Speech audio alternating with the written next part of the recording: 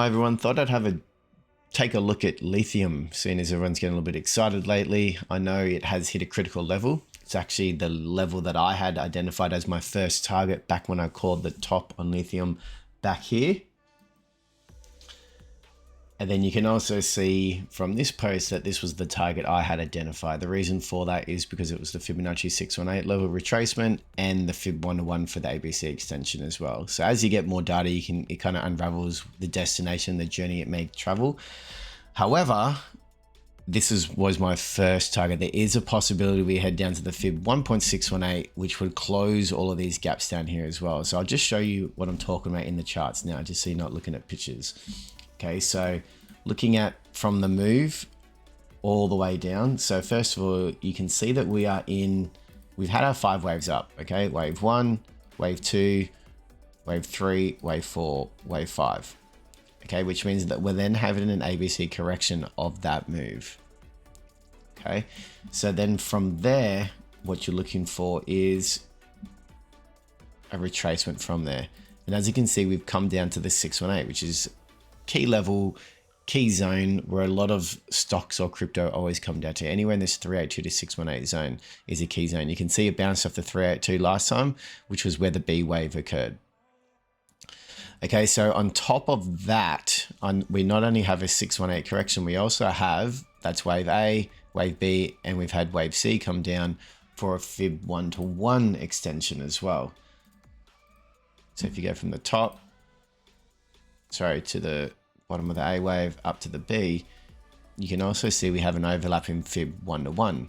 A wave, C wave is often equal to A wave. So this was why I had targeted this zone as a major confluency. As well as that, if you bring that support zone across, look at what it actually aligns with. The old major top in 2011, old resistance should become future support as well.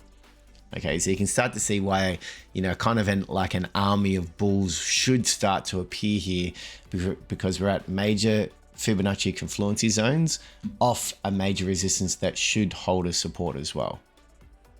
Okay, whenever you're kind of looking to invest in something, you've always got to think about what phase you're in. And I've talked about this many times, that the market moves in 3 phases. You have the accumulation phase, which is where smart money gets in. You have the public participation phase, which is where it starts to get a bit of media attention. Everyone starts to kind of talk about it. Then you have the excess phase, which is where you have euphoria. You have this thing's going to the moon. Nothing can stop it. Universally bullish.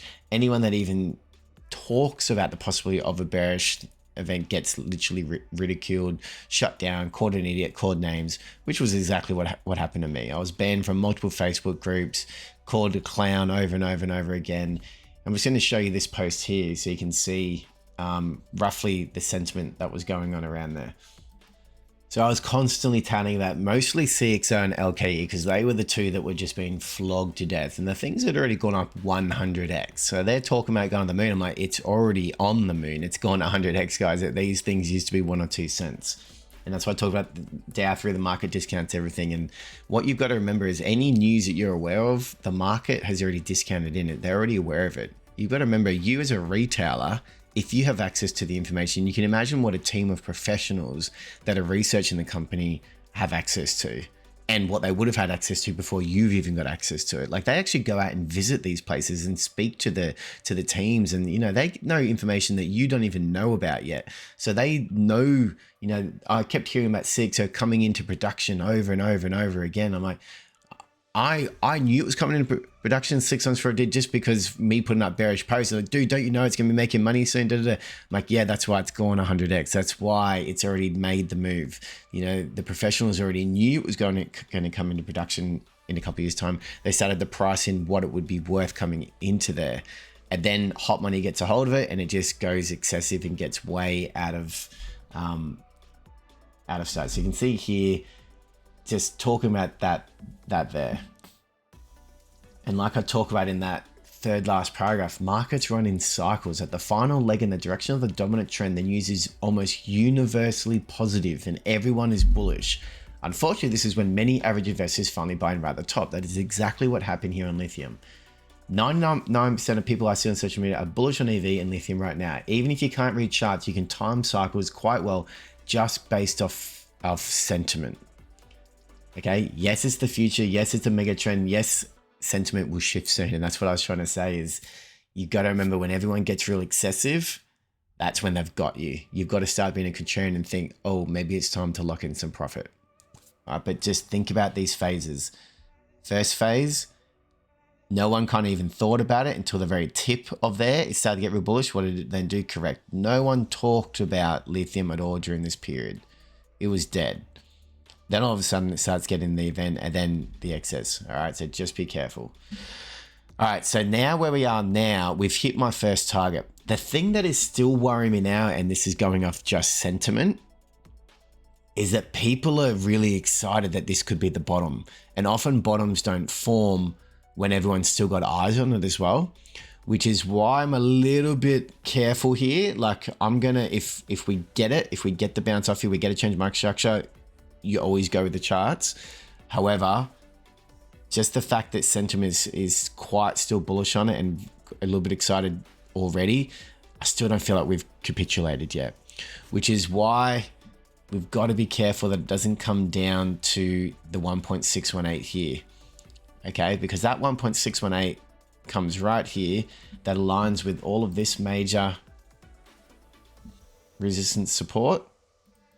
Okay, old major support became resistance, support. As well as that, it would close every single gap that we've got. Okay, this one aligned perfectly with the gap that we still got. Gap here, gap there, and the final gap there. Okay, so just something to be wary of. There could still be more downside. If it was to break this level, that is a crucial zone. It has to hold this level now because it's the Fib 11618 level. As Dow theory states, a 1/3 to 2/3 retracement is a typical zag in a zigzag. That's fine. If it goes past the 618 on an increase in volume, then it's probably the beginning of a new trend, not just a pullback. So really, we don't want it to fall back this zone, because if it does, it could come a lot further down and pretty much come back down to this major zone here. Okay. However, let's look to the positive. Let's look at what we're looking for if we are going to break out of here, and how do we know once it's confirmed out of here in a trend as well. Okay, so I've dived in on the daily here, and as you can see here, it's bouncing off this major level here. Okay, I'm just going to delete everything so we can start from scratch.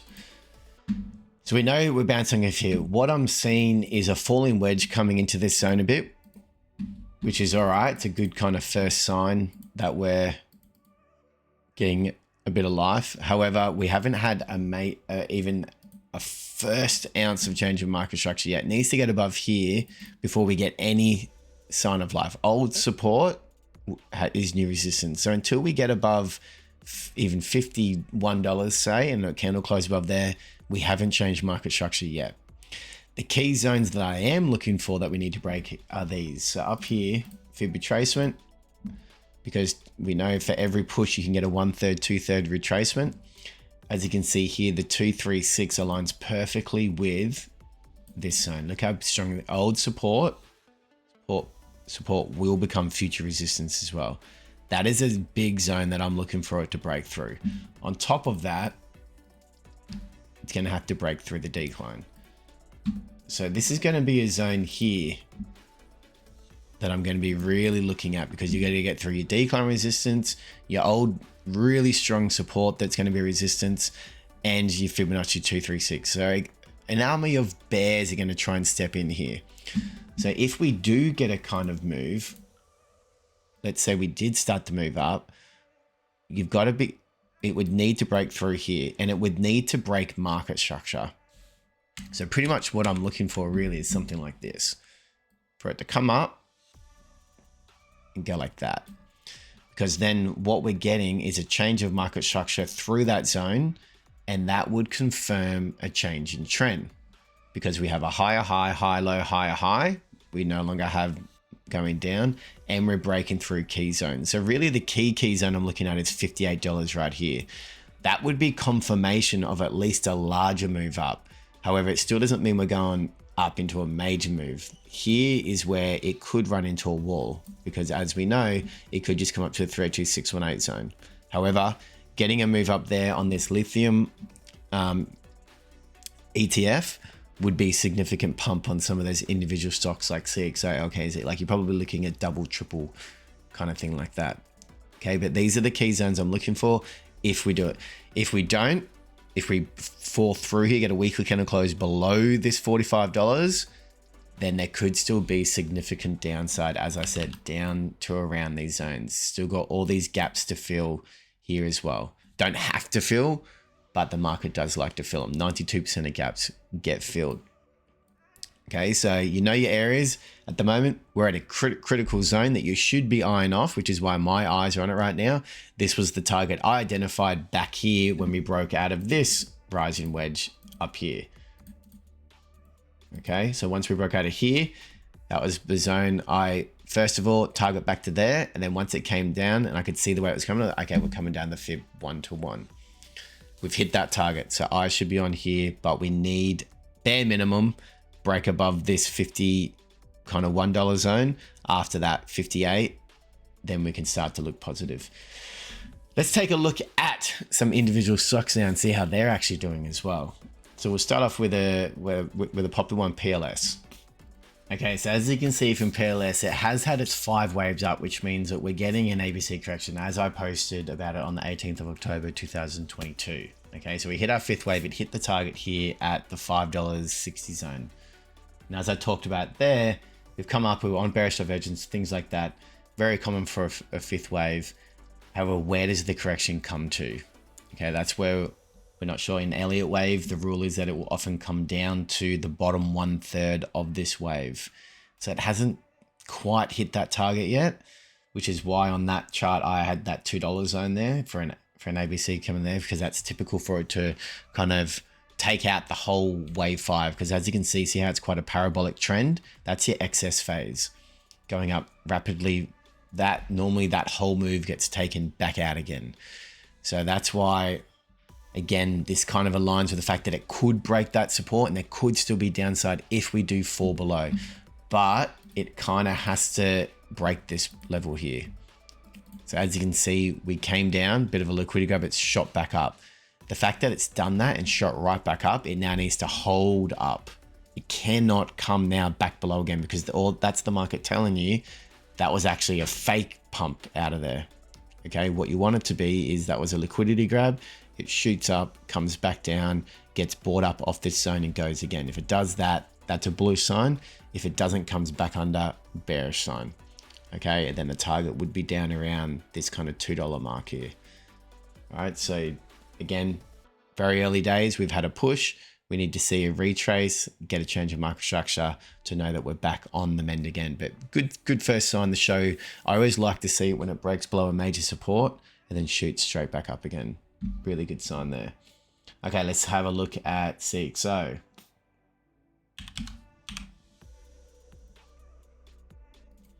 Okay, this was one that I got absolutely slaughtered on by people. They, for whatever reason, they absolutely loved it. And I know why. The thing was 1 cent down here. So anyone that bought in that zone is sitting on an absolute fortune. When people are sitting on fortunes, they don't want their dreams to come to an end, because they've been on such a good ride that they just can't imagine it not being anything more. And they start already picturing what they can do with that money, and and that's why they actually get quite defensive and they get angry if you even mention the possibility of their dream being over. You know what I mean? That's why often you get that euphoria herd mentality at the top, because anyone that's on it is on a winning position. Anyone that's on it here is loving life, because anywhere you bought, you're up. So that's why no one wants the party to end, which unfortunately does. It was me against an army, as I could show you on this post here. Now I called that point right there, exact top on this one, and LKE at $2.60. And the day that I put that post, again, everyone laughed at me. You're an idiot. Da, da, da, da.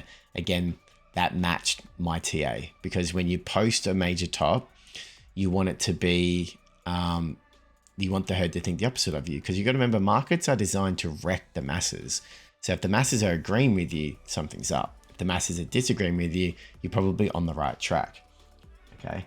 As you can see, once I had that done, and then I realized that actually it still had a bit further to go up, you know, it went into its distribution, but I could notice that every time up here, it was all being distributed. And I talked about that for a long time. And then once it did top out, and I saw that it was in this wedge pattern as well, I had a target. Okay, that target was, again, down around this zone. So I'll show you that now. It's here. Okay, so it's hit the minimum target. Again, it does have potential to come down into the teens. Okay, so just be wary of that. This could be a bottom, but it can also still come down to the teens here as well, because that is within its zone of retracement as well. So at the moment, what we've done that's looking really good is that we've broken above old support that should have been resistant, and it broke through and candle closed up. That's a good sign. What I would need to see it do now is actually hold it. So I'd like to see it come up a little bit further and then start to hold, something like that, before going up, because then what that gives you is a spring. Okay, I do not want to see it break back below that 32 cent now, because old support should have been resistance. It wasn't. Check 1. It now needs to act as support to get check 2. We then need to change market structure to get check 3. Once you've got 3 ticks, you are good. We've only got 1, which means you still got to be cautious. We still have to be careful. Okay, if it was to roll over, break below there and change market structure again, then like I said, it can head down to that teenager zone down around here. So again, but if lithium starts to break up, you can see there's some big gaps, and even a retracement up to here doesn't seem like much, but you're getting up to 80 cents from where it was. You're getting a 3-4x on your money in that short period. Okay, it doesn't mean that it's going to be a definite bottom, but you can also be a bottom that you can make significant money out of as well. All right, so keep that in the back of your mind. Okay, next one, LKE. Okay, for whatever reason, everyone loved this one as well. And well, not for whatever reason, same thing. It went from 2 cents up to $2.60. It was a 100 bagger. Anyone that bought during that period was sitting on a 100 bagger. That's what you've got to remember. This thing was down here at 2 cents. So when it's up at 260, even if you had $1,000, you're sitting on 100 grand. Okay. Again, look at the excess blow off top. When something moves like that, it's your final wave. It's your excess wave. So the minute that it then stops and you get a big red candle and a gap down, you know, and here, lower low, lower high, like every single person should have exited there at $1.83. That was a change of market structure. Again, I called that exact top even before that red candle came in, as you can see here. Okay. I even called this as a trap, as you can see here. What did I say in that post? Be careful. Everyone started to get really bullish because it went up like 300% or something. Yeah, 190%. So they tripled the money. Anyone that bought the dip there at 50 cents is now sitting on $1.60. They've tripled their money. They're loving life again. But then I'd said, be careful. I can still see a C leg down. Okay. And it's here. 1, 2, 3, 4, 5 down. Wave A. B up. Coming down for your long drawn out C wave. The good thing is though, where we have now, this is a descending triangle here, which triangles only happen in wave 4 or wave B. It's not wave B, but it's wave 4 of wave C. So we're in the final legs, which is good, whether or not the final leg of that 5 is done. So this is wave 4, which means we've got a wave 5 to come. Personally, I still think it's going to go, again, a little bit more to go, but we're in the final leg. So now is not the time to capitulate, is what I'm trying to say, because you're in those kind of final stages. However, as you can see right now, this old support is becoming resistant. So you got to be careful. It needs to break through there before any action. Right now, it's a bit of a tricky one to see. Like I said, that's to me is looking like a perfect ABCDE triangle, and now we're coming down. But is that the whole of wave 5 of the final one, or is it just the beginning and we've got a little bit further still to go? So close, but we need to see change of market structure before we see anything. Right now we just have an up. We need to see a high low out of here, breaking back through that 15.5, 16 cents. So until we get above there, there's really nothing to look at yet. So I hope that helped, guys. Just, yeah, just be careful still. We are at a critical zone, but we haven't actually, we've got signals here. We haven't got an actual confirmation yet. And it's really important to make sure you're not trading signals, that you're trading confirmation. An easy way to think about that is, imagine if you were out driving, and every time you're driving related to people using the blinkers on their cars. How many times does someone put on a signal to turn left and they don't turn left, or then they don't go forward? It's things like that. If you were to do that, you'd have an accident every single week.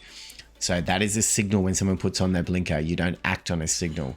What you would need to do is start to see the car turn in that direction. That would be then the next good point, and the actual confirmation is when they have turned. That's what you need to look at on the market as well. We've got a signal that it could turn. We haven't even seen it actually start to turn onto the road yet, let alone actually on the road. So be careful. Don't trade the signal. Wait for the confirmation. Hope that helped, guys. If there's anything else you'd like a video on, please put it in the comment section below. Take care, everyone.